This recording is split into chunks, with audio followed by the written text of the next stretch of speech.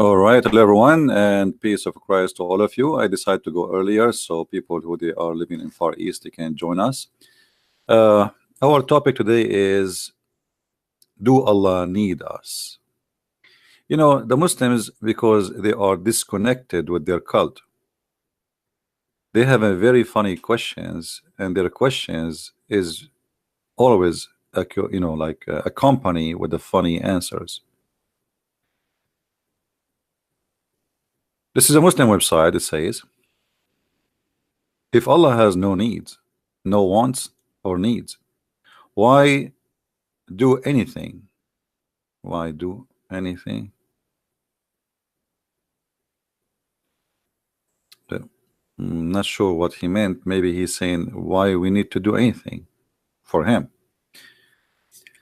So when a Muslim he decides to think and he uses a brain, the second you do that is the same second you find yourself in trouble. Please invite your friends and tell everyone that we are live on air. Actually, I did not tell people on Instagram that we are live.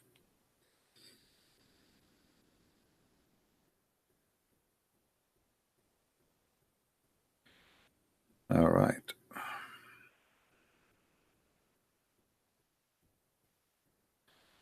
Let us tell them. All right, everyone. Peace of Christ to all of you. We are live on air. If you'd like to join us, does Allah has needs? The answer is yes. If you'd like to join us, please feel free to come and invite your friends and join the community. Thank you. All right, we post that in Instagram so people will know we are here.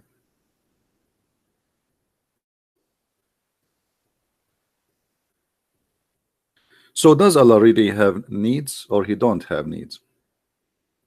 Now, if you ask any Muslim, he would say, sure, Allah doesn't have needs. I mean, what are you talking about? This is Allah. Allah has no needs. The fact, Allah is a needy God. Not only he has needs, he himself is not exist without the needs. And we will talk about some of those needs. Let us say the most important ones and the most funny ones. But before we go, let us read this article. This Muslim saying, I am little confused about the following. We know that Allah does not want or need our worship. But yet in the Quran he says, O mankind, it is you who stand in need of Allah, but Allah rich. You see, when between two brackets it says free of needs, this is not really what the Quran is saying. The Quran is saying he is rich. The second you say that Allah is rich, it's the same second you prove to me that Allah has needs. You see what rich mean? Think about it. When I say somebody is rich,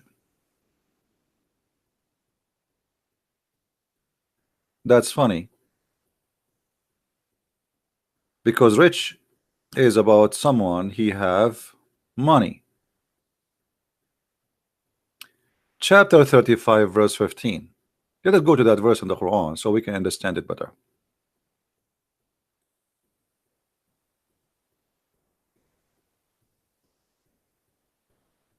All right,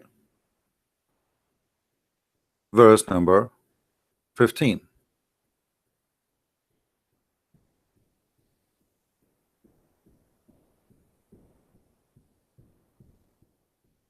O mankind, you are poor in your relation. That's not what the Quran is saying. You see, always the confusion about the Quran is depend what liar you are reading his translation from. There's nowhere here it says in your relation. It says you are poor. That's it. This is a fabricated. Let us change the translator. Let us go another liar, Yusuf Ali. Look here, the word in relation is gone, and this is funny, right? I mean, if it's not there, why it was there anyway in the other translator? Oh, you men. It doesn't say oh you men too. This is another donkey. It says oh you people. It is ye that have need of Allah, but Allah is the one free of all wants, worthy of all praise. This is a false translation too.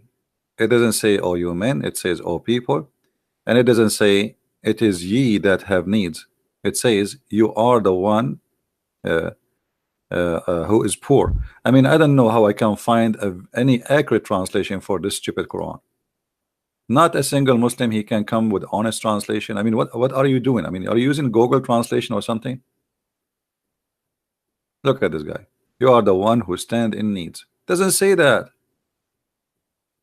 It doesn't say that. But anyway, look at this guy. He says, it is he all sufficient. It doesn't say that. It says he is the rich, and he is the one who is, we thanks. Let us change the translating. I mean, we have to play this game. What we can do? We cannot find one honest translation. O mankind, it is it is you who stand in need of Allah. But Allah is rich. Now let us just, because we have to keep changing translator. This is in this. So just take into consideration whatever is between the two bracket is not really in the verse. This is not in the verse. So, O mankind, it is you who stand in need of Allah, but Allah is rich. Okay. When we say Allah is rich with what? Who is the Muslim when I tell me Allah is rich with what?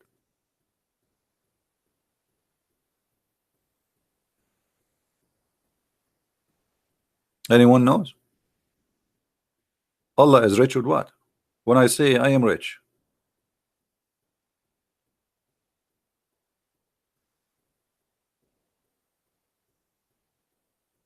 I mean the statement itself proving that Allah he needs, because you are rich because you collect. You are rich because you store things. You are rich because maybe I mean you are cheap. You are rich. You are rich. You have a good income. You are rich because you make a lot of money. But when we say that God is rich, what does that mean exactly?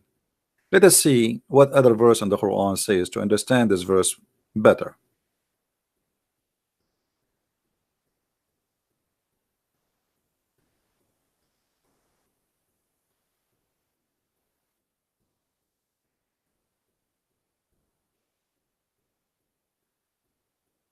Chapter 5, verse number 64.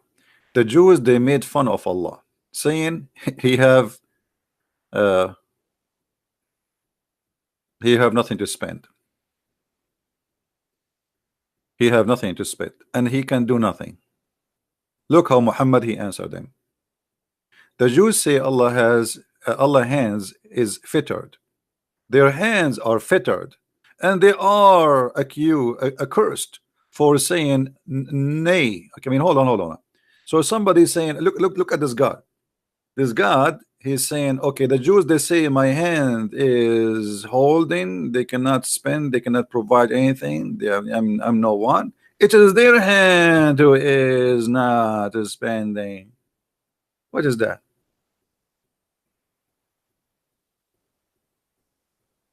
Are we listening, guys?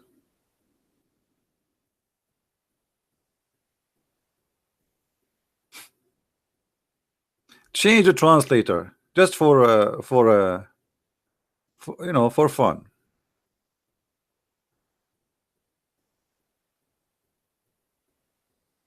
The Jews says Allah hands is tied up. Be their hands tied up, and they are accursed. What is that? It's like two women from all generations. They are fighting over the rope for the laundry. Your laundry rope is not good. My laundry rope is longer. What is that? This is God? The Jews, they accuse Allah that he can do nothing. Prove to them that he can do, not by saying no, your hand is okay, you are God, do something. Show them that your hand is not tied up. You know what I mean? You're God, do something. I mean, what is this verse for?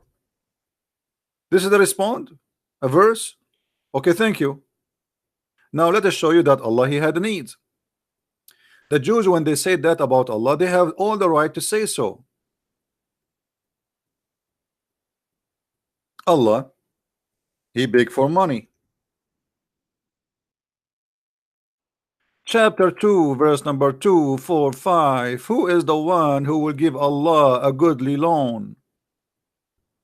How you can give Allah a goodly loan? I thought Allah has no needs.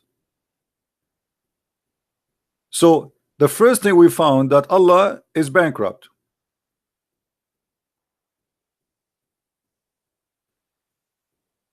Allah is what? Is bankrupt. Who wanna give a Christian prince a good loan? Well, a Christian prince is a human. Allah is God. Why God he need a loan? And what the loan we are talking about is money. And if you give me a good loan, I will give you increase your credit. Well, nice to meet you, Mr. Loan. Let us see different verse. Chapter 57, verse number 11.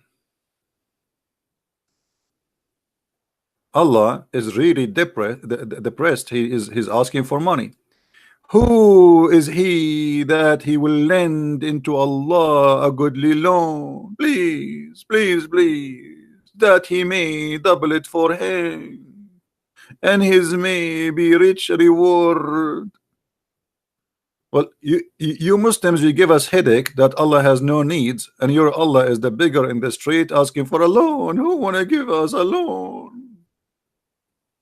If you remember Mimi Hijab, when he had a debate with David Wood, less than 2 hours after the debate, he made a video saying, "Who wanna give Allah a goodly loan?" He was begging people so to send donation. He said to himself, "Oh, the Muslim now they are happy. They thought the Muslims they have a victory. So now it's time to ask for money, to beg for money." And he read a verse from the Quran. Actually, he read that verse, the first one we showed you, chapter 2, verse number 45, 245. Actually, if you hear the verse, he was reciting the verse with his voice, you will die laughing about how the Quran sound like with the voice of Mimi Hijab. Now, here, let us go to different verse. Chapter 57, verse number 18. I mean, the same chapter is full of verses. He keep asking for loan. Lo, those who give alms and those women who lend to Allah. So the alms you give is not for the people, it's for Allah. How is that? Let us see. In chapter 64, verse number 17, things get to more dramatic. And Allah he grant you forgiveness if you give him money. Read with me carefully. This is chapter 64, verse number 17. If ye lend to Allah a goodly loan, he will double your reward and he will forgive you.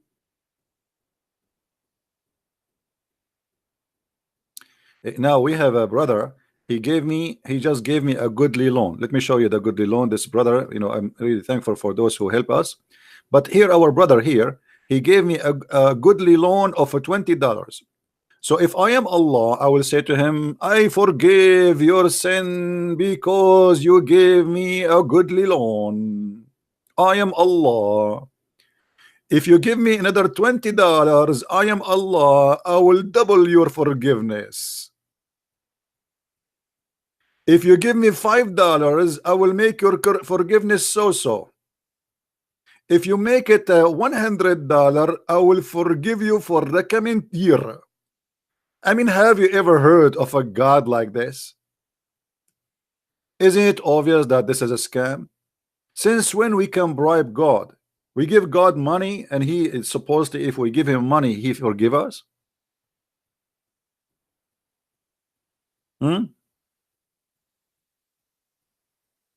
What is that? So they give us speeches that Allah he has no needs, but as you see, Allah not only in need, Allah is in a trouble need. This guy, he is suffering from badly bankruptcy mentality. He think he is homeless. Now here you need to ask yourself, the money is going to go to who? It's going to go to the pocket of Muhammad. But Muhammad, he claimed that he is not the one. I mean, this is for Allah. Come on, you're not giving it to me, you're giving it to Allah. I mean, I'm just a pocket of Allah. So one of the needs proven in the Quran that Allah have needs is money. And yes, the Jews did not lie when they say that the hands of Allah are tied up. They are tied up in many ways. So number one, Allah has no money to the point he beg for money. Number two, Allah has no miracles, which means he have no ability. I will give you an example.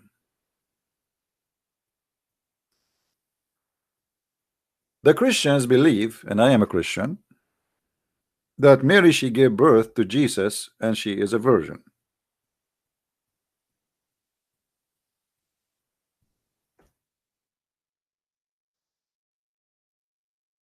The God of Islam, he said, how he can have a son if you don't have a girlfriend? How he can have a son if you don't have a girlfriend? Chapter 6, verse number 101. The originator of the heaven and the earth, how can he have a child when he has no girlfriend? That verse actually fit perfectly with me.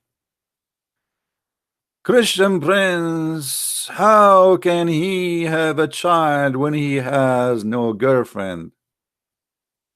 So how you say to Allah, you say to us that Allah has no needs, but he is speaking about his bad luck, that he cannot have a son unless he have a girlfriend. So that proving that the Jews, when they say that the hands of Allah is tied up, it's true. It is tied up. Why? Because as you see, Allah cannot do anything without help of somebody else. In this case, he need a woman who have a female gender private part, and then after he had sex with her, maybe she will give him a baby.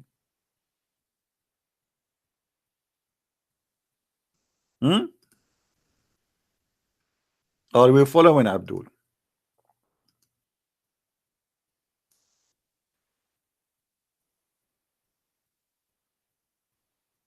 Allah in needs of a female in order to accomplish what the God of the Christian can accomplish without a female. You see, here you notice this is a God speaking, but look like he is a normal man, and that is Muhammad, the fabricator.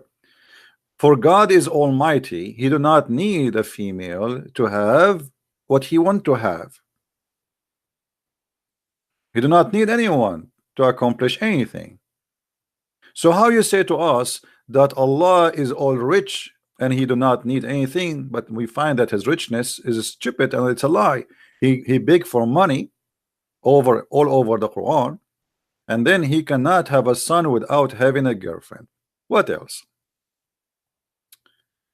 The God of Islam, he cannot punish us.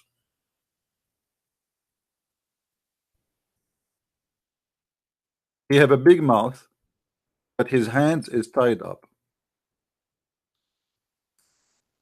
Chapter 40, chapter 4, verse number 47, it says,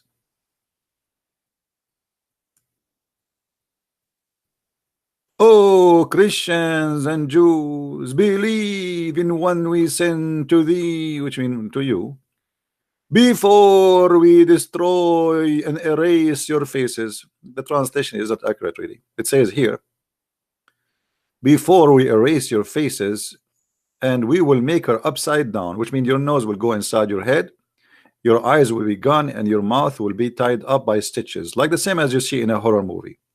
"And or we curse them the same as we curse those who they are broken the Saturday."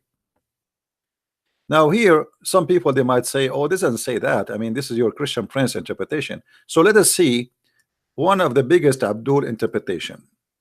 Abdul knew better. You know that. Who knows better than the Abdul? Nobody. They are my favorite. Chapter 4, verse number Okay. Read carefully with me, Abdul. Your God, Allah, is badly in he is we should send him to the body shop. I think he have an accident.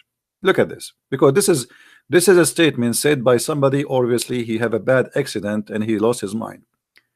Oh, you have given the scriptures, which mean the Christian and the Jews, believe in what we have revealed, the Quran, confirming that what is with you. How the Muslim they say to us that the Bible is corrupt, and the Bible, the verse here says confirming what is with you. Let it go, let it go. Of the Torah, what Torah? It says the people of the book. It's mean Christian and Jews, not only Jews. Uh, we obliterate faces, erasing the eyes, the noses, and the eyebrows in them, and turn them inside out, and make them like naps of the neck of a flat plate.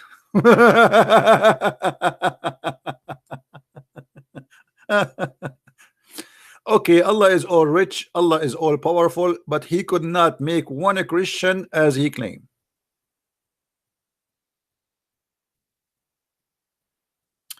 Let me help you. What does that mean exactly? You know I'm very good in art, right? I mean, all of you know already. Many very well-known artists, they used to come and learn from me art, and I am humbly, I teach them for free. I mean, I cannot charge people for that. I believe every citizen have the right to learn how to draw. So let us see. You are a human being. Okay.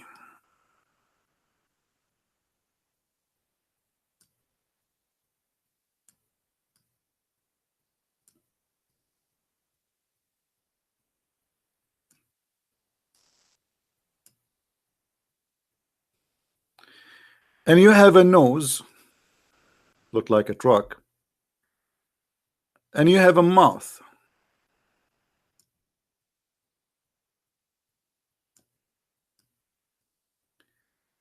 and you have ears, and this is your hair, in case you don't like the style of brother Sam Shamoun. Allah, he is going to erase our eyes. Gone. No eyes. Our mouth, gone. No mouth. Our ears,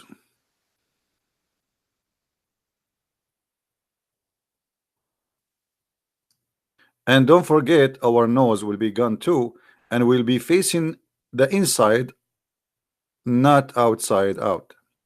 So it's going to be like this. This is how Allah will make your nose after the adjust. Your nose will go like this inside your head.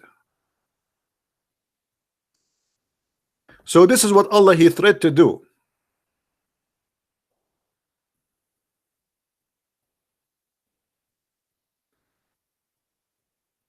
It was just a stupid talk. If Allah is a true God, why he did not do what he said? Especially he's saying I will do the same as he did to the people of the one who broke the Sabbath. You remember the Quran says Allah he made the Jews pigs and monkeys. So this is not about judgment day, this is now, because already he made the Jews supposedly pigs and monkeys, which is stupid story. I mean, who in the world want to believe in such a garbage? So Allah, he have a need here, and the need is to scare the hell of you so you can believe in him. But obviously, because he is weak, he cannot do what he claimed to do.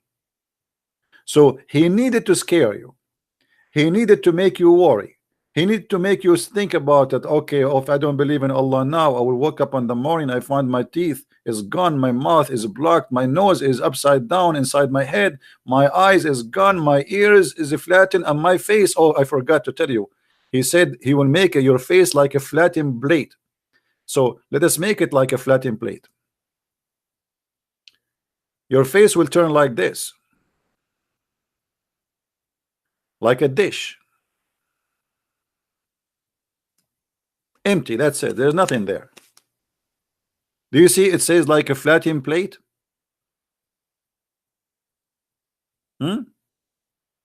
He will make them like naps of the necks, a flat plate.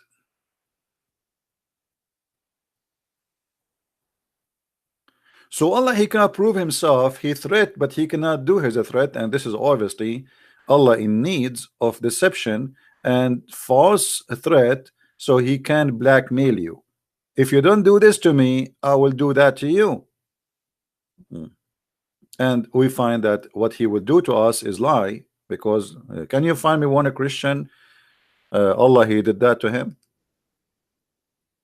You know, one day a Christian prince, he will die, and or maybe he gets sick or something. The Muslim, they will say, oh, see what Allah he did to Christian prince. See, brother, what Allah he did. I appreciate you, Abdul.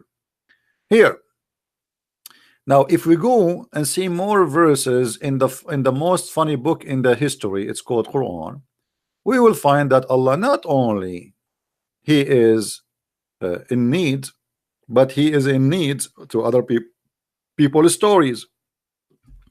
As an example,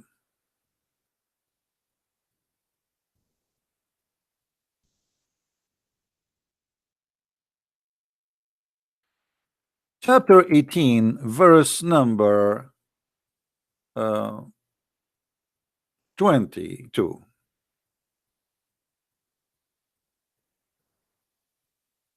You can go right now and search in Google a story. It's called The Seven Sleepers.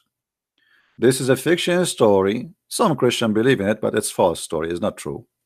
It's a fiction story about 7 youth who they've been discriminated, or let us say persecuted, so they hide from the king in a cave, and they slept there for more than 300 years. The Quran copied a story, which is a fiction story, and put it in the Quran, claiming that Allah said that story. But this story, we know the writer, we know the author, we know it's written, we know what language is written in, and this is nothing but a fiction story. And Muhammad, he is in need, which means Allah, he is in need of a fabricated story to make a story of it. But look here how funny Allah is.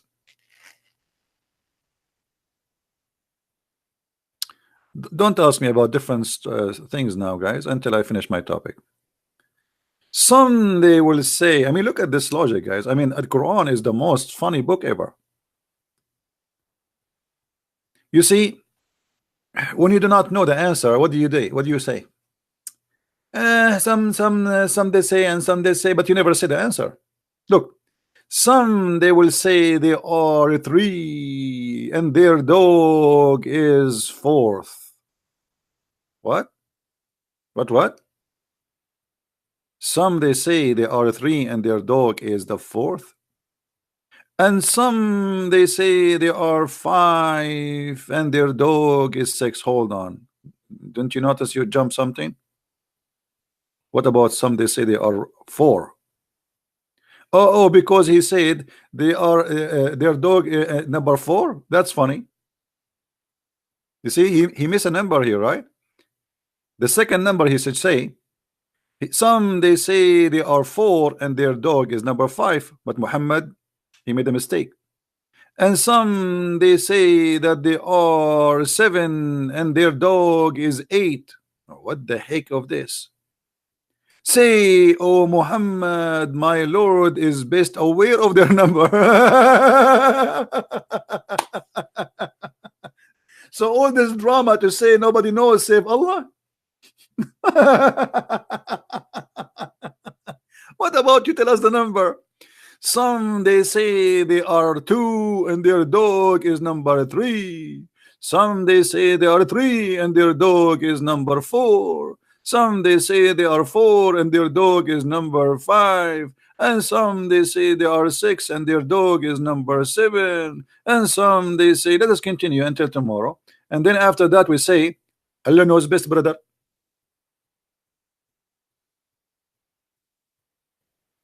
Muhammad is not sure really what is the number exactly, and he had to come with such a stupid statement to say, because they ask him how many they are. How many they are, Muhammad? So what is the answer? What is the answer? And look, just to make it more stupid, my Lord is the best of their number. None knows the number save a few. A second ago, you just said only Allah knows the number, and now you are saying the one who knows the number only few. Why? As long as few, they knew the number. So what is the number? I mean, do you see how silly? Allah is the one who knows the number. My Lord is the best aware of their number. But you just said there's other people who know the number too.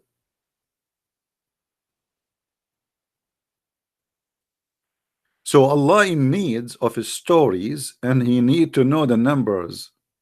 And the only way to avoid answering the numbers is to say Allah knows best about their numbers, and a few people knows, like Christian friends. And the same story goes in any, I mean, the same chapter, if you want, you can find tons of verses which is funny and stupid. Like, what if we go and see, just to scroll down a little bit in the Quran, and you will see how funny this book is. uh, as an example here, the story of Adam and how Allah he ordered the angels to prostrate to Adam. I mean, what a funny story. He copied from those who they are called Sabian. A group of them, they believe in that.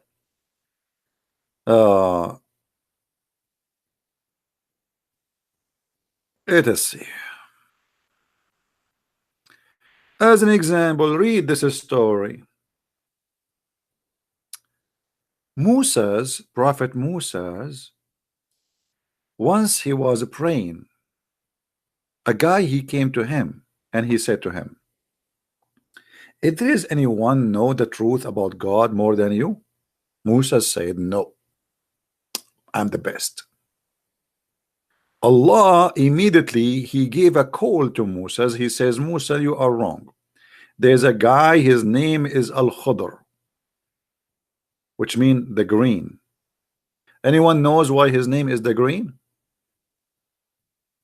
Who remember why his name is the green?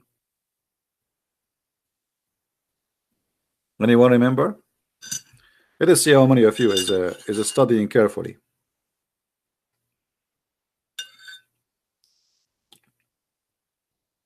Sparky, please don't ask me about a question have nothing to do with my topic. If we finish this, you can ask me the question you want.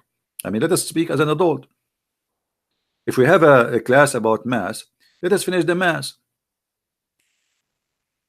I see your question. You keep repeating the same question. So why he was called Al-Khadr? No, I'm not eating actually. I have coffee. So what? Not coffee. Cocoa, and I mix it with a coconut shred. So why his name is Al-Khadr?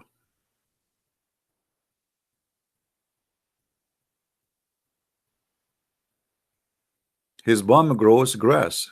No, if he Al-Khadr, his name is like that because he drank from the fountains of youth. The one you saw in the movie, the Pirate of the Caribbean. It's exactly the same story.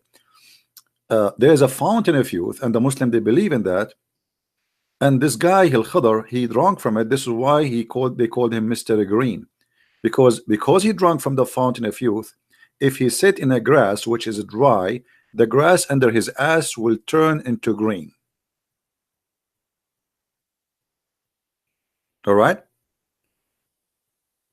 Now, maybe a Muslim he might say Christian Prince is lying. Brother, he is lying. Brother, he is lying. Let us see.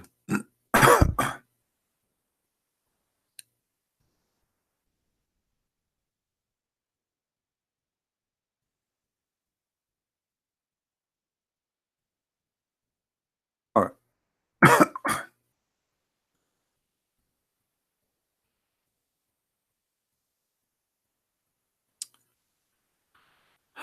I'm trying to find you a story.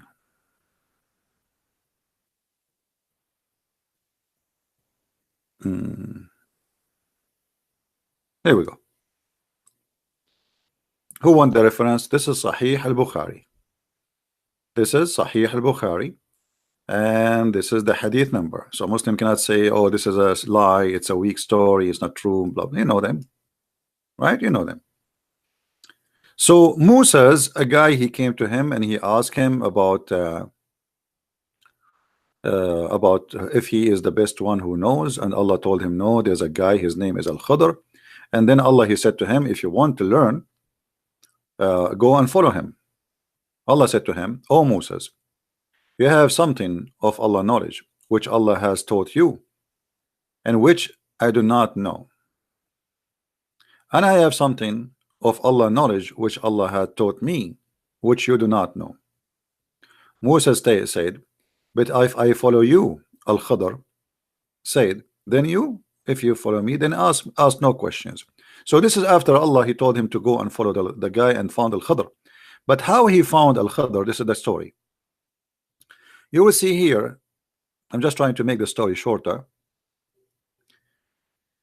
Ibn Abbas said Allah enemy tells a lie. Ubnay ibn Ka'b narrated that Allah messenger said to Moses, etc. Okay. And then he says,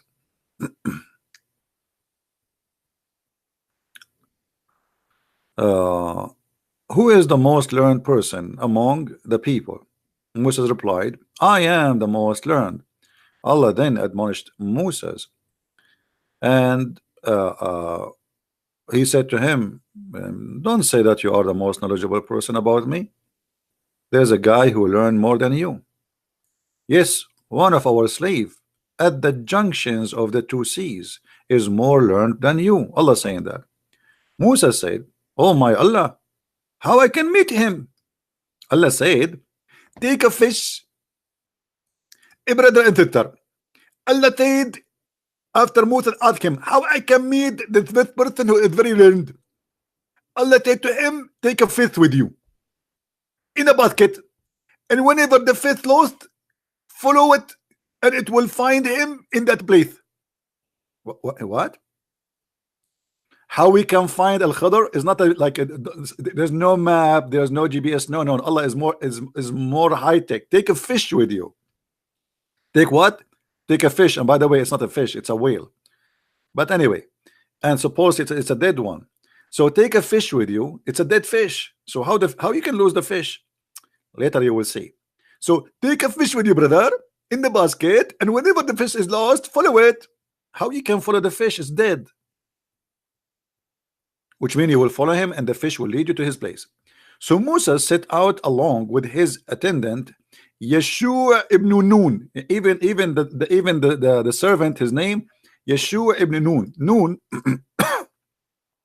if you remember, Nun is the name of the whale. Nun is a whale.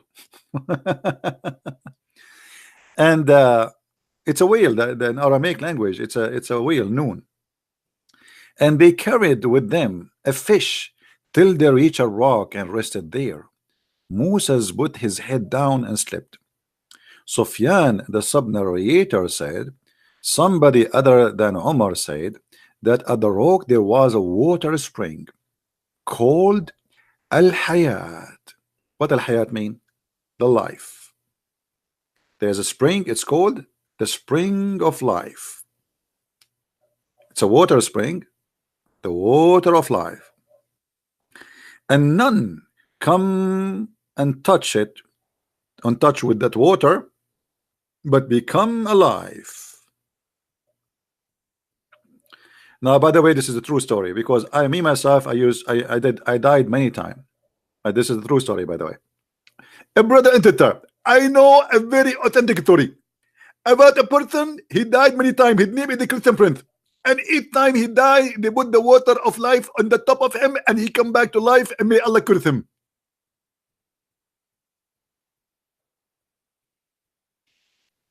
And they are telling me where the fountain of the Caribbean is coming from. So some of the water that spring fell over the fish. Look at Allah trick. I mean, Allah, He can do everything. Allah is not in need. Allah, He cannot make the fish come to life, except He have to use a magical water. It's called the fountain of youth. How you say to me Allah is rich? Who is the one who made this fountain of youth? Is that a witch? Harry Potter? I turn my head up and down. I turn it, turn it, turn it, turn it, turn it around, and all I can see a fountain of life around me. I touched the water, I became a green, and right now my name is Mr. Green. If you don't believe me, I mean, that's amazing, my friend. That's so beautiful. So some of the water fell over the fish, and you can imagine the second the water fell over the fish start like you know, she's coming back to life. She opened her eyes and she looked around her, and bingo, she is alive again. And the fish, she said, I cannot believe it. I cannot believe it. I want to say the shahada, ashhadu an la ilaha illallah wa anna water of life is the one who bring me to life.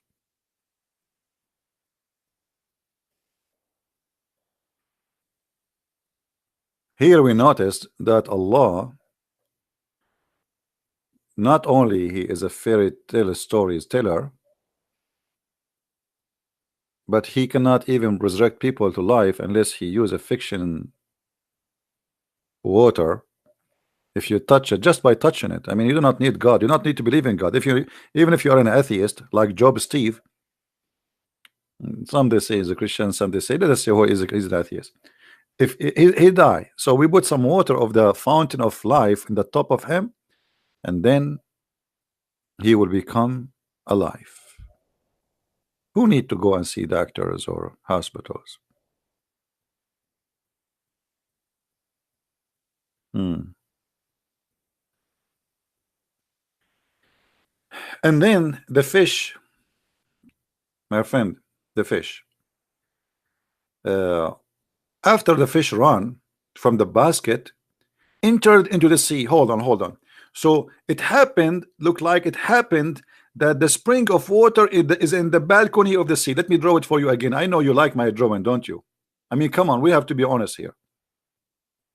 Don't you like my drawing? I have no choice but to draw it. So now we have,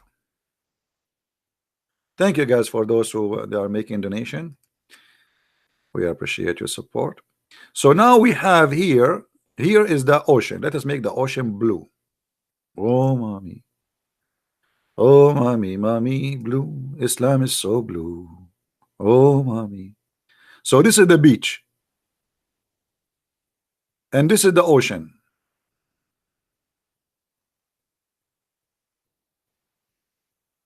The ocean here, brother. This is the ocean. Now the fish, obviously it was laying down. It was an orange fish, by the way. The fish was here in the basket.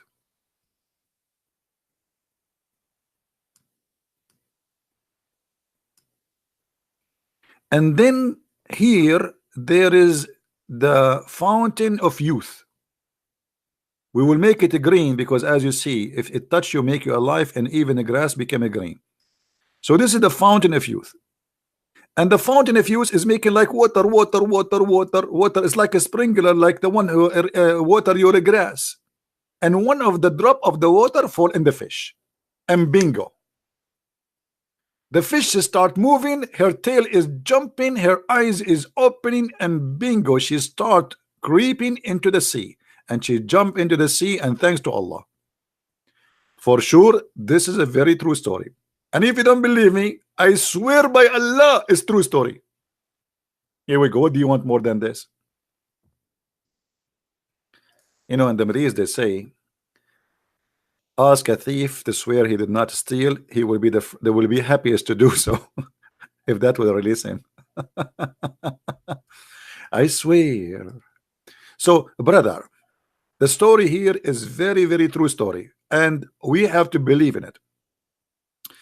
Then Yeshua bin Nun, the servant, and and Moses, they wake up in the morning and they keep going, and then when they want to sit to eat, he asked him to bring the fish, but Moses, I thought he should not eat the fish. The fish should lose. Why you all eat the fish, you idiot? They did not find the fish. All right. So they came back, retracting their steps, and then they found in the sea the way of the fish, looking like a tunnel. Brothers and sisters, this is a very true story. To make it simple for you, for those who they are not smart, because as you know, we are the Arab, we are the smartest in the world. You know, this is why Shakespeare, his real name is Shakespeare. I mean, we have to be realistic here. So when the fish jump, forgive me, I have to draw again. I cannot stop my hobby. So the fish jump in the sea. This is the sea. Okay. See. Okay, this is the sea. And should I drink the whole sea for you? I mean, come on. Okay, come next week until I finish making the whole thing blue. I mean, so this is the sea. And now, according to the story, when the fish, she jumped in the sea, she made a line, a highway, like a tunnel. And she was moving, swimming, and bingo, she stopped here. Why here? Because guess what?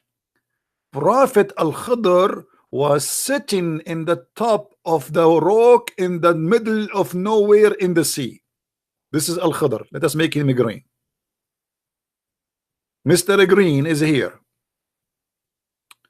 So brother Moses, when he came, brother, all what he need to do, he need to follow the track of the fish, which is in the water, but it's not a water no more, became a rock.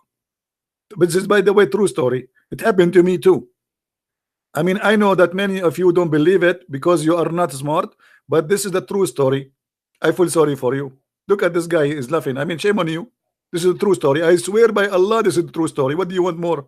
Here we go. We prove it to you. It's true story. All what we need to do is swear by Allah. Now, the Moses, brother, let us make Moses look with this color. When he came here in the land, he was tracking their footsteps, and they stop here. Oh, here is the fountain of youth. Here. And then next to it, they found that there is a road inside the ocean. Inside the ocean, which means in the top of the water, there's a road. Alhamdulillah. And then they keep walking. Take a sleep, take a nap, walking. It's a long way. It's like in something in the beach. It's really far away in the ocean. They keep walking, sleep, walking, eating, pooping. You know, now he's doing poo. Okay, now he's trying to fish some fish from the ocean because they are hungry. Now here Moses is texting his girlfriend. Here they were asking themselves, take right or left, and then his servant, he said to him, Moses, what left or right, brother? There's only one road. Hello? Moses said, you are right. I don't know what to do without you. So he kept going because there is no right or left anyway. So he kept going, and bingo, he arrived and he found where is Al-Khidr.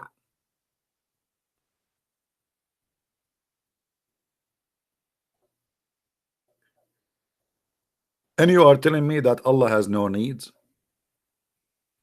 Allah needs in such a stupid story to make himself Allah.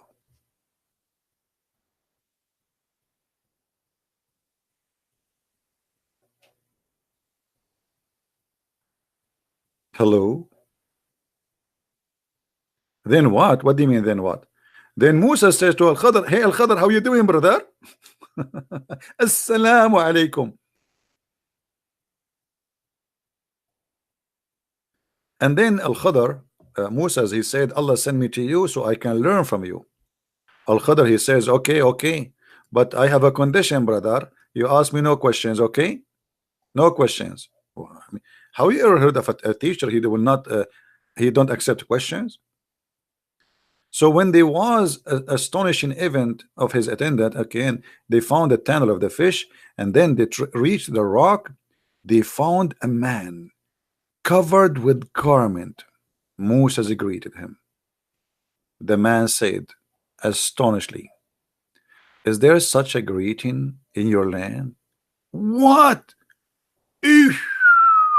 Man, the greeting was astonishing for this Al-Khadr, because Moses, he said to him, Shalom to you. Al-Khadr said to him, oh my Allah, in your land people they say Shalom. So here the guy Al-Khadr, he was like, wow, no way. And I mean, put yourself in the shoe of Mr. Green. By the way, when I was in the in early school, you know, studying supposedly English, you know, English in the Middle East is a funny way. The teacher himself, he needs somebody to teach him English. But anyway, he's the teacher. So in the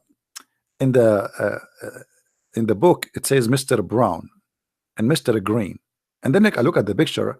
Mr. Brown is a white man and Mr. Green is not green. And I said to myself, why they are calling him brown and green?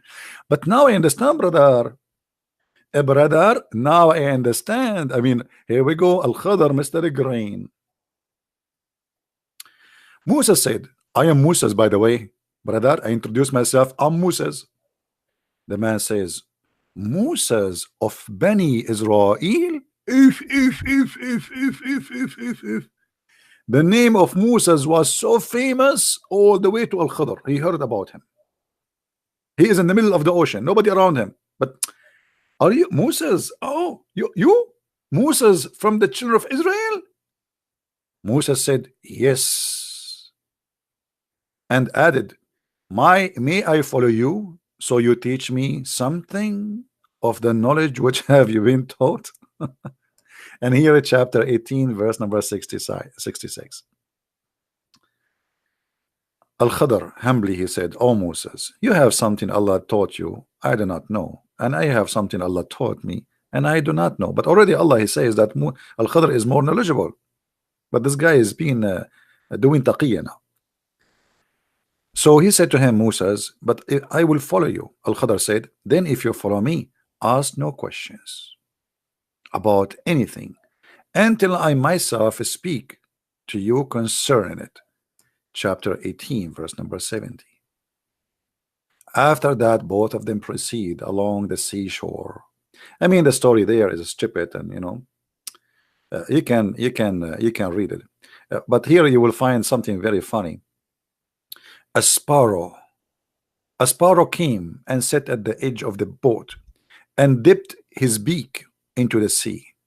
Al-Khadr said to Moses, my knowledge and your knowledge, all creation knowledge, compared to Allah knowledge, is not more than the water taken by that sparrow. And then Moses was started by the Al-Khadr action of taking an adze and scalding the boat. Look at this guy. Al-Khadr, he took a boat, and now he took like a sharp knife, or you know, and he started digging a hole in the boat. Moses, he could not believe it. They are going in the boat with people. You know, there's people who they are like and here you notice the story. I mean, how they found the boat. I mean, suddenly he was in a rock in the middle of the sea, and suddenly there's a boat and there's people. Ask no questions. And then he started digging in the boat. Moses, he could not believe it. What are you doing, man? You are making a hole in the boat. We will drown. Moses, Khadr said to him, I said to you, ask no questions. And later Al-Khadr told him why. Because there is a pirate is going to come and if he see that there's a hole in the boat, he will not take it. But now we will die. He will not take it. That means it's not usable. So what the point now? We will die. We are going to drown. I mean, the wisdom is beyond imagination. Anyway, I will leave the link for you in the chat, so you can read it by yourself, because the story will become more hilarious. We need to focus a little bit more in the topic. So as you see, Allah have no needs, but yet he is copying stupid stories, fiction stories from all generations, exist long before Islam. If you go and read the story of a person, his name Gilgamesh or Gilgamesh, you will find that the story of Gilgamesh include the fountain of life, the guy who went to look for fountain of life, the secret of life, etc. So Muhammad is nothing but a thief, and his God not only in need, he is in need even of fictions to make himself God.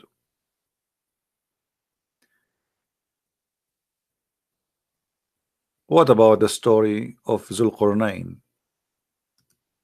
where the sun set in the murky water?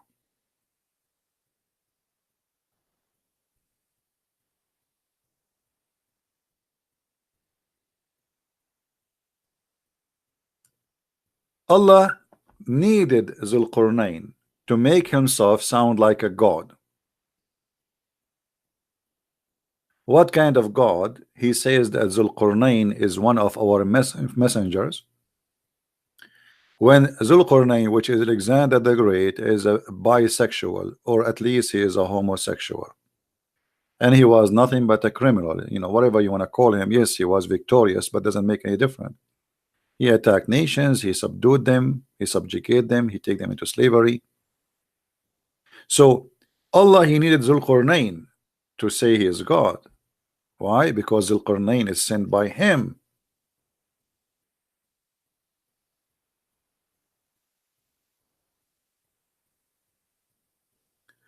And then we found that Allah, he is in needs to go to school. Allah in the Quran, he says Zulqarnain, he follow a highway, a road, till when he reached the sitting place of the sun. Since when the sun have sitting place? The Muslim, they try to lie to you. They say, oh, this is how Zulqarnain he thought. No, read carefully. Allah is talking. Read carefully. They will ask thee of Zulqarnain, say, I shall recite into you remembrance of him. Who's talking? Allah. Lo, we made a strong in the land and gave him into everything a road. So Allah blessed him, and he followed a road which Allah he gave him till he reached the sitting place of the sun. So Allah is acknowledging now there's a place where the sun set, and then he says, and he found it, the sun sitting in the murky water. The Muslim, they try to lie to you and says this is how it appeared to Zulqarnain. That's easy to get them busted with, because Muhammad, as usual, he cannot keep his mouth shut. So Muhammad, he said, narrated by Abu Dharr, he said, I was sitting behind the messenger of Allah, SAWFMOOOWS, Mercedes-Benz, who was riding a donkey while the sun setting. He asked, do you know where this is set? Guys, close your eyes. Please close your eyes. Imagine you are behind the Prophet of Allah. I'm so glad I am not in the front of him. Behind is more safe and secure. And then the Prophet, he speak to you and he says, do you know where this set? And like, point. And now because you are a fool, you do not know where this set. Huh? Prophet of Allah. I replied, Allah and his apostle knows best.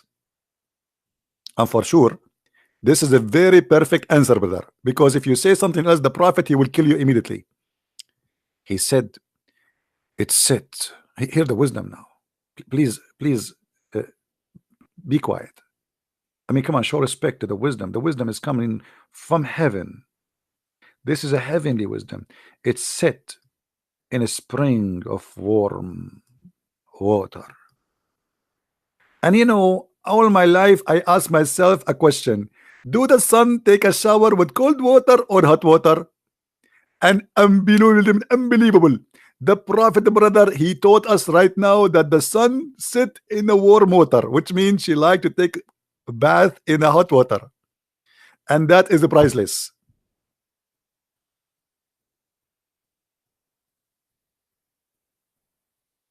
So Allah, he claimed that he taught Muhammad a knowledge, proving his story in the Quran in chapter 18 about Zulqarnain. Yet he is believing that the sun set in the murky water, as many generations long before Islam they used to believe in such a garbage.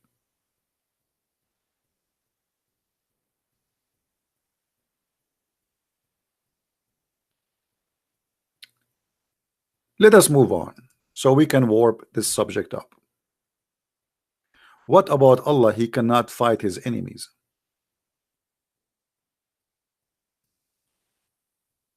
Allah cannot kill anyone.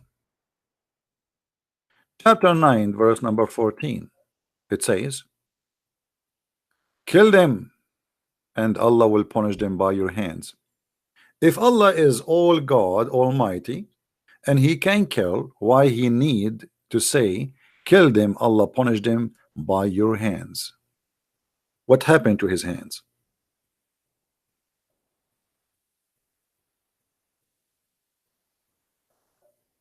Allah, he need your hands to kill me as a Christian. Abdul, your God Allah cannot kill us.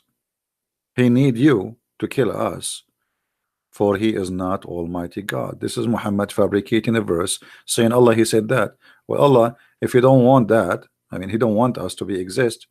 He just, don't you Muslim, you say if Allah wants something to happen, he say be, and it was. So Allah, he cannot kill unless he used some fool to kill. Even we hear ISIS and Al-Qaeda repeating a verse.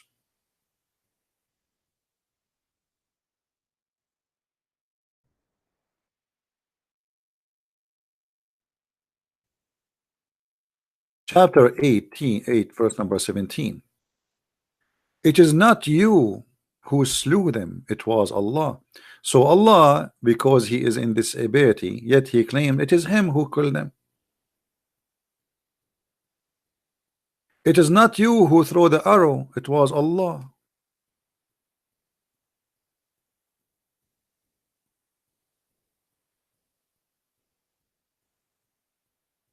Allah is a disabled God. He cannot kill.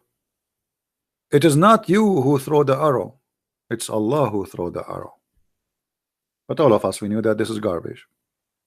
It is you who go and die to fight for the sake of the stupid God, and then to comfort you that you are not a criminal, he says it's not you who killed them, it's me.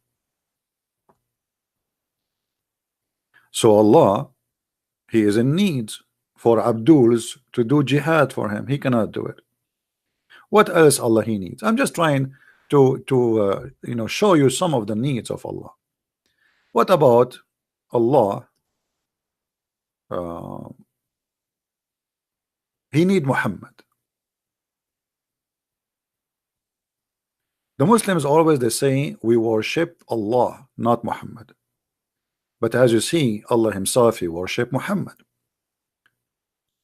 Hadith, and this is sunnah.com. Let me post the link for you, for those who like to have reference. If not for you, O Muhammad, I would not have created the creation. What does that mean?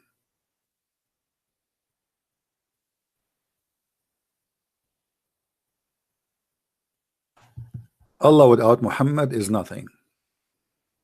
Allah without Muhammad is bored. Allah without Muhammad have no desire to live or to create. Allah without Muhammad is not even worthy. Allah without Muhammad will not be known. How we will know Allah if he did not create us? So why Allah he created everything? because of Muhammad. لولاك لولاك ما خلقت الأفلاك. What do the respected ulama, which mean the scholars of the religion and Sharia, says about this hadith? Which book this hadith, etc.? The answer. Read carefully the answer. This is not my answer. This is the Abdul answer. Indeed, indeed, brother. The Prophet of Allah, Allah pray on him and salute him, is the reason for the creation of Adam alayhi salam and the universe. If the Prophet of Allah was not to exist, then the Arsh, which means the chair of Allah, the Lawh, which is the book of Allah, and the Qalam, which means the pen of Allah, the sky, the earth, the heaven, the hell, the trees, the stones, and all other creatures would not exist. Are you telling me that even Christian Prince will not be exist? How horrible.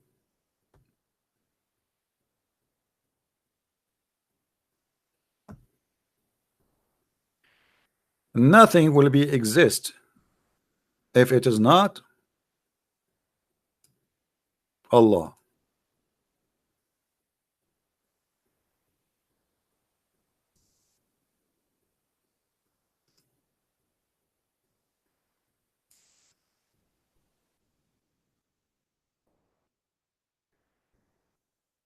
Oh boy, people they text me in the middle of nowhere. Don't text me in Skype if you are watching YouTube, my friend. Let me go off out of Skype. It's annoying. So as you see, Allah, He Himself, He need a motivation. What does that mean? I mean, if not Muhammad, Allah created no sky, no earth, no heaven, no hell. Even His chair, Allah will be standing up all the time. Why Allah He? Okay, hold on. Anyone thought about it? Why Allah He have a chair? Why Allah created the chair? When here they say that Allah He created the chair. Kursi is a chair. Arsh is a throne. Kursi is a chair. Why Allah He created the chair for Himself only because of Muhammad? Anyone knows?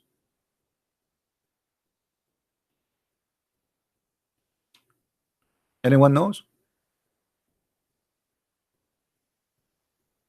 Why Allah He created His chair just because of Muhammad? Any Muslim have an answer? Because Muhammad, Allah He need to write the name of Muhammad somewhere, brother. So Allah, okay, because all of you, most of you are slow, not like smart like us Arab. I have to help you with some art, brother.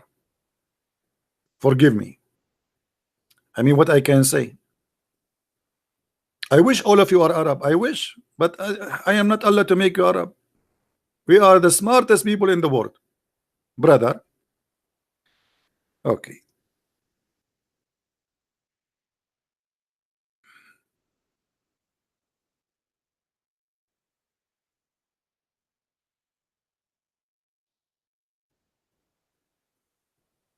We are trying to find you something.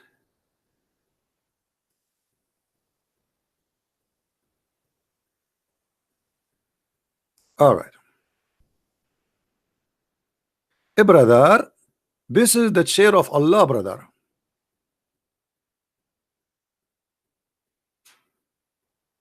And I don't know if you like it or not. I mean, who care if you like it or not? This is how it is. You like it, you don't like it, you know, make a complaint.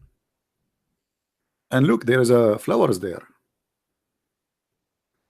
Allah, because He cannot live without the Prophet Muhammad, his name to be exist all over, He created this chair for him. For Allah, yes, but He needed to see the name of Muhammad all over. So He got a pen and He start writing there. On the chair, brother. On the chair. And for sure, brother, in Arabic. Muhammad.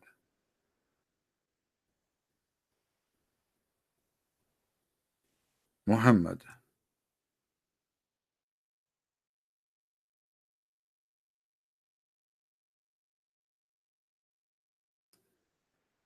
everywhere in the chair, brother. Muhammad. Muhammad. I mean, brother, you name it.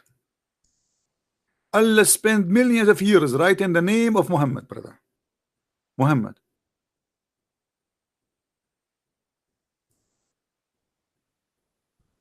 And yet the Muslim, they say to us, we don't worship Muhammad. Obviously, Allah, your God himself, you worship Muhammad. There's no Allah. It's a fabricated name. The whole point is Muhammad. Allah have no authority. He have no throne. The throne, the reason he have a throne because of Muhammad. Allah, please don't sit, because if you sit now, you are sitting over Muhammad, and Muhammad will kill you. Have you ever heard of a stupid cult more than this? And the funny, the Muslim, they say to the Christians, you Christians worship a man. No, we don't worship a man. We worship God who came to us as a man. But you Muslims, you worship a man who is sexually maniac, mentally idiot, stupid in knowledge, mad in behavior, and even his sex has no proof of it, to the point the hadith says that the prophet, he used to imagine himself having sex, but in fact he never did. Oh boy, I would not like that to happen to me.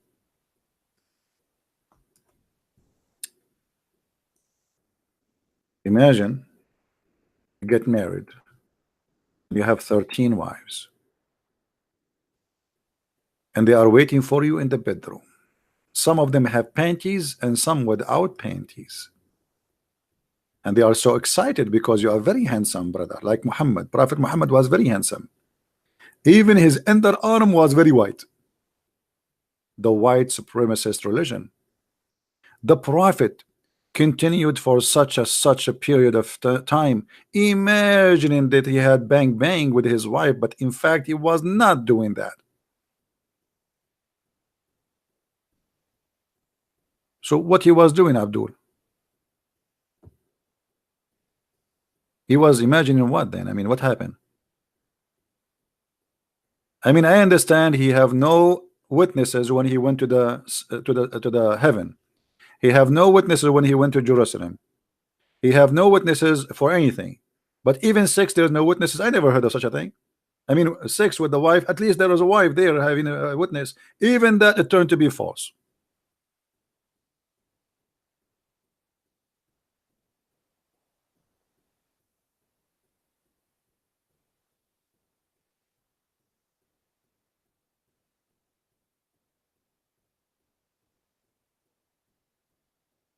Any Abdul? Let us continue. Oh, I just remembered, you know, like sometime I don't remember things. The reason, especially if I borrow money from you, I don't remember it. I'm like Muhammad. I remember only to say to you, give me a mortgage. After you give me the mortgage, I don't remember anything about it. Look what happened. Do you remember when Muhammad, Allah wanted to send him to take him to heaven, what Allah he did to him? Who remember?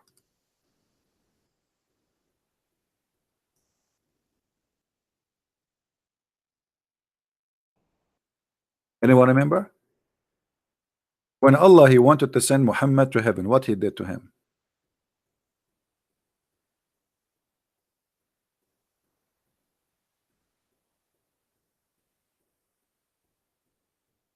Allah he need to make a plastic surgery for the breast and the chest of Muhammad. He sent 3 angels, brother. One of them is Jibreel. And then they came to Muhammad and they lay him next beside the well of Zamzam. Zam. It sounds like Chinese sometime. From among them, Jibreel took a charge of him. Jibreel cut out open the part of the body of his body between his throat and the middle of his chest. In different hadith it says all the way to his testicles. And he, brother, took all the material in his chest. the abode and he washed it with Zamzam water. Hold on, hold on. Allah want to take Muhammad to heaven. Allah do not need anything. Why Allah need to make a surgery for his prophet in order to take him to heaven? And now he is using water to wash the material. What is the material there? Are you serious? Allah, he used water to wash the material in the chest of the prophet? Are you sure?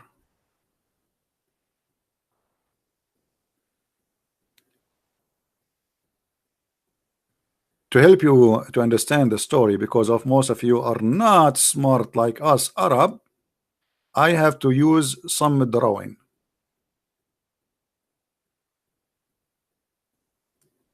Jibril brother, he come and he have a very big knife with him like ISIS.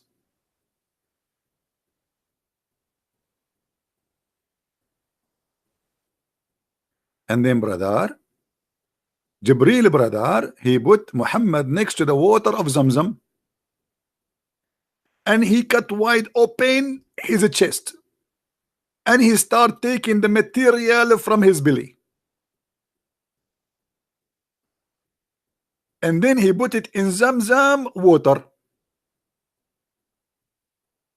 And then after he wash it, he put it back. And then brother, surprise, surprise, Allah do not need anything, brother. Allah, he can do anything by saying be, but he needed to install wisdom in the chest of the prophet. Have you ever heard of a God he installed wisdoms in dishes? If you don't believe me, read the story. It says, after he washed it with his own hands with the water of Zamzam,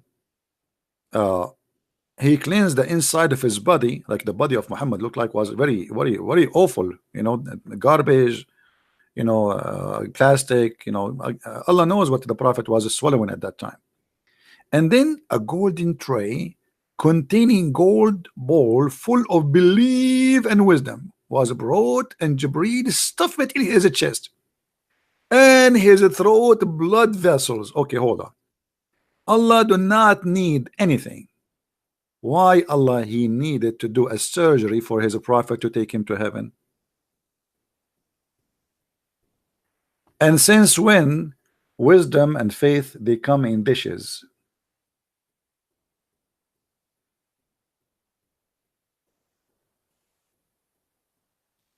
So my friend, when the Muslim they say that Allah is rich, Allah have no needs, we find the stories of the Quran and the Hadith confirming that Allah is really a fiction, stupid God, cannot be exist, and you have to be truly a stupid naive to believe in such a story.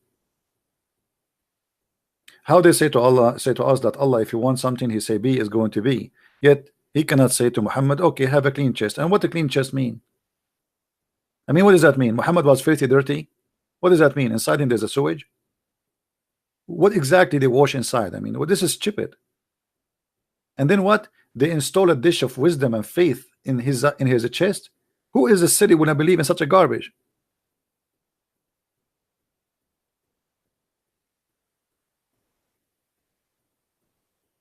Do you know Mr. Sayyid Ahmed Hassan? My friend, his name is like a train. I know Muhammad only. The rest they don't count for me. Who need any of those if we have Muhammad? So as you see, Allah in needs to fiction stories, Allah in needs to fountain of youth, Allah in need to wash dishes, Allah in need to install wisdom, Allah in need of people to worship him. Why Allah he created mankind after all those fiction stupid stories? Muhammad he said in the Quran, وَمَا خَلَقْتُ النَّاسِ إِلَّا الْإِنسَ وَالْجِنَّ إِلَّا لِيَعْبُدُونَ. What does that mean?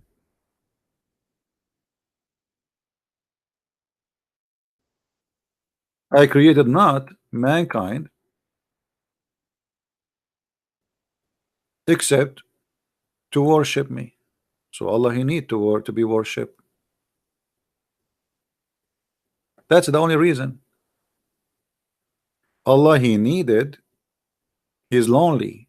He created people just for a purpose, to satisfy his needs. I created the jinn and mankind only that they might worship me. If you go in the hadith, that will be explained better by this hadith. The Messenger of Allah said, by the one whose hand in my soul, which means he swear by Allah, were you not to commit sin, Allah would replace you with people who would commit sin and then seek forgiveness from Allah and would forgive them. So if you don't commit sin, Allah will destroy you. Why Allah He don't like you not to commit sin? What's wrong with Allah if you are a good person? Because the purpose of you is to worship Him and beg for His forgiveness. Please, Allah, forgive me.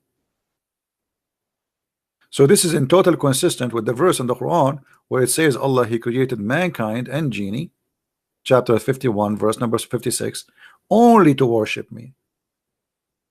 It's just for His benefit, not for your benefit. What is the benefit? Allah He need a benefit from you to be worshipped, to beg for forgiveness. And this is why if you don't beg for forgiveness because you did not commit sin, if you do not commit sin, you don't beg for forgiveness. And then Allah, what He would do for you, there's no need for you. So begging for forgiveness is the way Allah He wants you to be. He have a need. He like to hear people saying, please, please, please, we need you. That is a mental illness. He's not creating you because He like you, not because He's good to you, not because He's a nice God, but because He needed your worship and begging.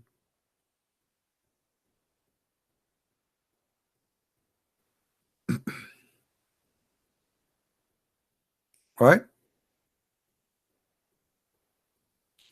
So as you see, Islam failed a little tiny examination. We are here just for a few, I mean, what, an hour, 2 hours? Islam could not stand little tiny examination. Allah not only in need, Allah need money, Allah need army, Allah need fighters. Allah cannot punish us by Himself. He punish you by the hand of the Abdul. Allah He need people who commit sin. And by the way, this is a totally in contradiction with the logic. The Muslims, they say they believe in the story of Noah. What the story of Noah is? Story of Noah, people they commit sin. So why He didn't destroy them then? Oh, they did not ask for forgiveness. Allah have no problem if you commit sin, because He created you. He wanted you to commit sin. This is why we see the story about Adam. If you remember, Muhammad, he claimed that Adam, he commit sin because it was the plan of Allah.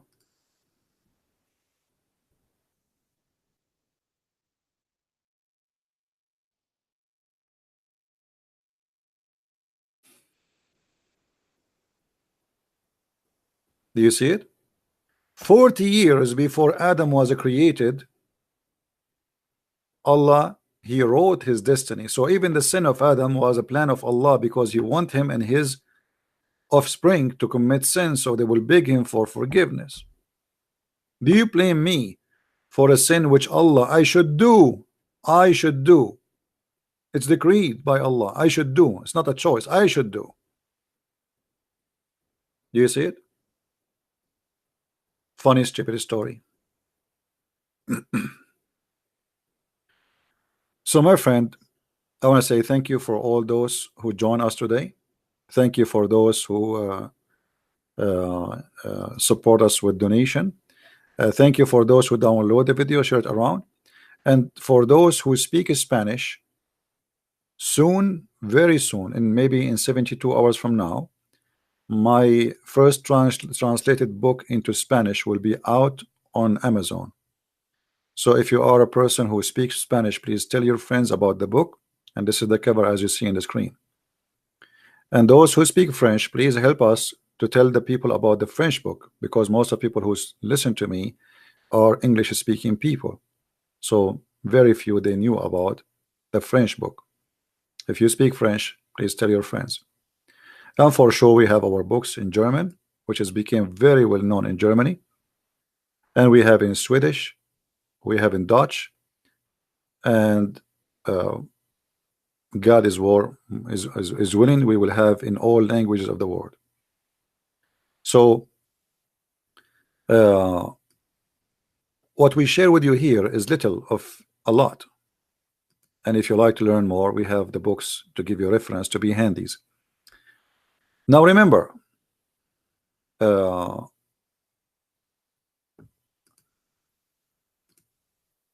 best way to learn is to have a good teacher, but a good teacher cannot make you educated unless you are listening and you want really to learn.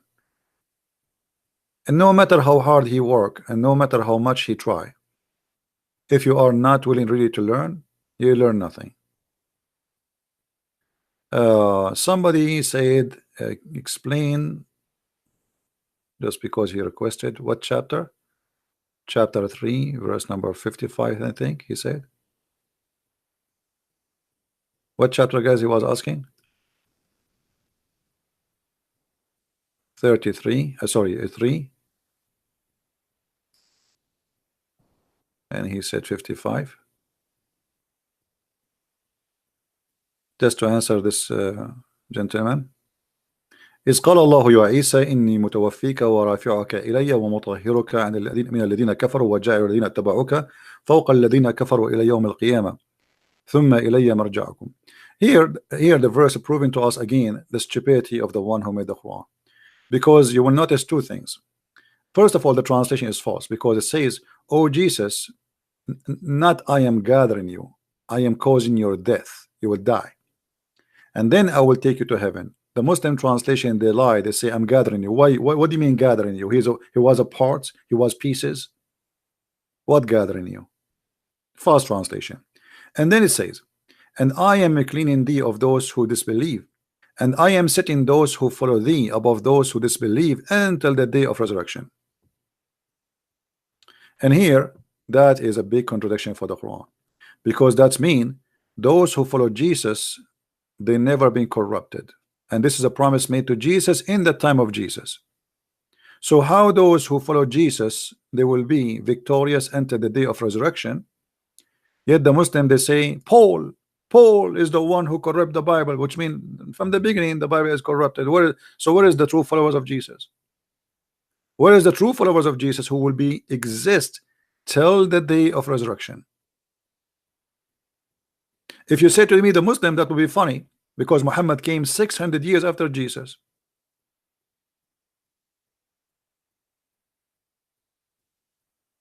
Right? A Muslim saying I'm a big liar. Okay, well, you can say that as you wish, but you cannot prove me to be a liar. It's your prophet who lied when he said there's a flying carpet. Who is a liar? It's your prophet who promised you endless penis, big ass 1 mile. It's your prophet who promised you 70 years orgasm. All of this is not a lie for you and me reading your verse in the Quran. Make me a liar? That's funny. You don't dare to call me. He's a potato. Oh, there's no screen. Sorry, guys. There's no screen. Forgive me. There's no screen. All right. Yeah. As you see here in the screen, let's read it again. It says, and remember when Allah said, "Oh Jesus, I am gathering thee." It doesn't say that in Arabic. It says, "Inni mutawaffika." Mutawaffika, which means causing your death. وَرَافِعُكَ إِلَيَّ, and then I will take you up to me. This is a false translation. And then here it says, "And cleansing thee from those who disbelieve, and I am setting those who follow thee above those who disbelieve until the day of resurrection." That's mean the true Christians will be always victorious, and there's no false Christianity will be exist. And that is a contradiction for all what the Muslims they say to us, proving from their book that we are the victorious since the time of Jesus until the day of resurrection.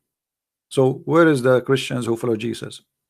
If you say those are the Muslims, that's can't be true, because this is about Allah promising Jesus in the time of Jesus. The Muslims are not following Jesus. They don't have a book. It's called the Book of Jesus to follow Jesus. They are following a guy. His name is Muhammad.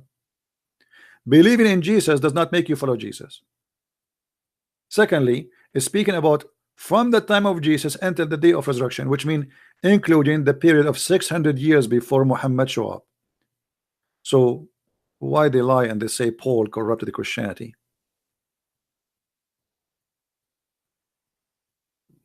Right?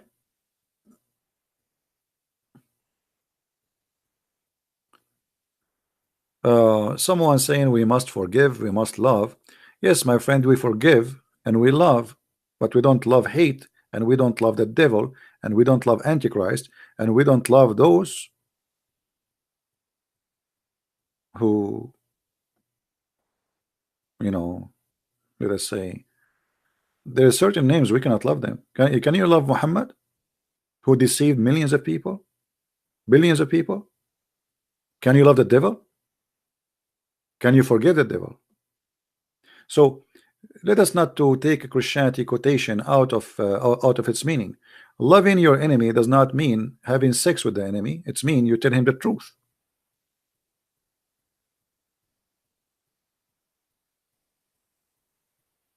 Right?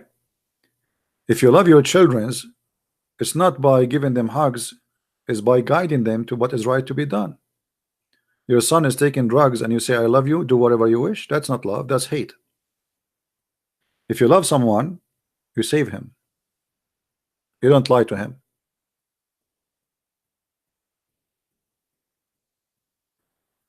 Say pray. What? Hold on. But Allah says SAWT, pray Jesus according to Shamun. I don't know what they mean. My friend from Indonesia, I do not know what they mean.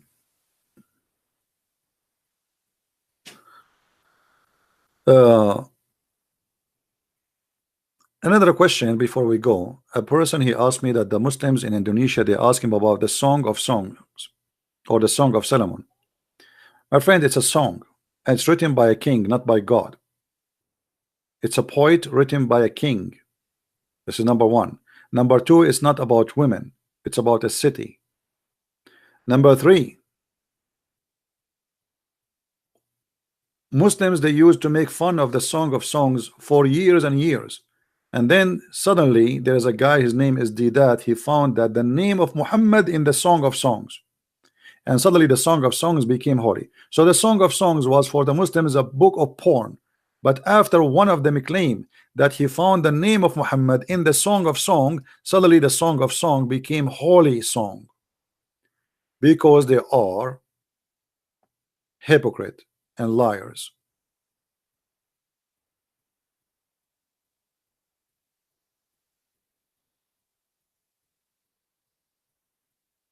Right?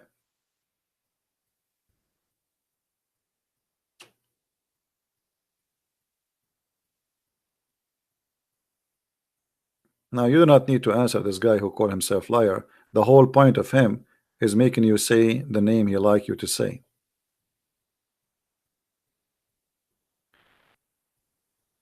Muslims, they have no ability to answer. Everything the Muslims they claim is proven to be false from their book, not from any book else. I do not need any book. A Muslim, he says to me, "Oh, Jerusalem, oh, Israel is the land of the Arab." Since when? Even your God Allah never mentioned that. Even your God Allah, he says this is the land of the Jews in chapter 5 verse number 21. So even the most famous problem in earth known to be proven from the Quran that it's not true. This is the land of the Jews. Even the book of Allah, the book of the kuffar, the book of the pagans who kiss black stones, prove that Jerusalem and Israel is the land of the Jews. And anyone he says something else, he's a Muslim, he's a hypocrite. This is your book. Allah told Moses to say, go and enter the holy land which Allah assigned into thee. So why you lie?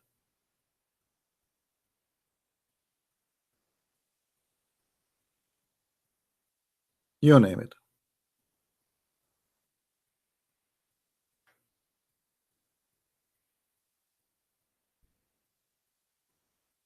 We asked him that already.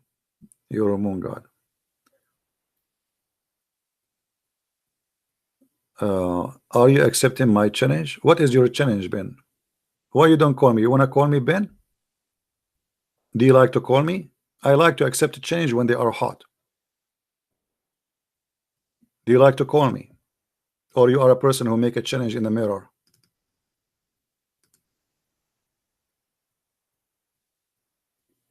Hmm? Are you really challenging me? Do you accept my challenge? What's your challenge? Do you want to call me? If you can call me, I will stay just for you. What do you say, guys? Do you think this guy is serious, or he is just a kid? We always accept Muslim challenge. Doesn't matter who they are, how old they are, how small they are. I need a snack for today before I go. So do you dare? Do you dare to give me a snack before I go? My Skype is open.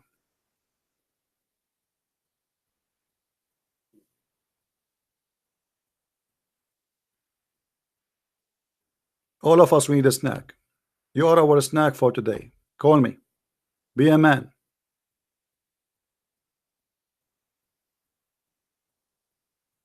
Be soft. Yeah, actually, I'm using. I'm going to use Vaseline when I debate him. What happened to you? Where is your text? A second ago you were challenging me. Now you are not. I don't see you moving. What happened to your tail?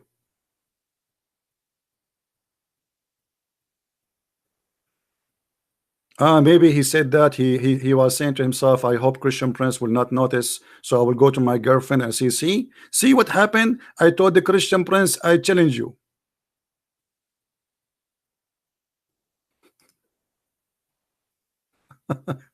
Go to your 4 wives and I will not mention anything. Whatever happened in Vegas will stay in Vegas.